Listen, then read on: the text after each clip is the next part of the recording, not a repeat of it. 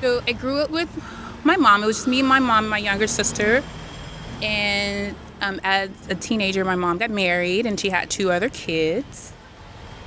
You know, she had started building to her family, and it just felt like it wasn't a place for me any longer. There was domestic violence. So the first time they left, I was 14. I learned my no very early. My no about violence and someone being physically or verbally abusive to me. It was something that I didn't tolerate. And I didn't mind being without, a soft bed and food and being able to just take care of my personal hygiene. I would rather deal with those challenges than to have someone to physically be abusive. So I left and became a homeless teen, I guess you could say.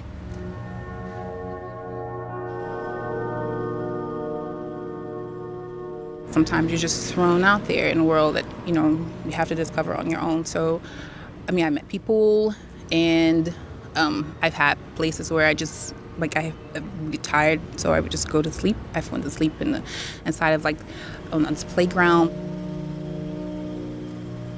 And then when the trains run at night, I would be on the trains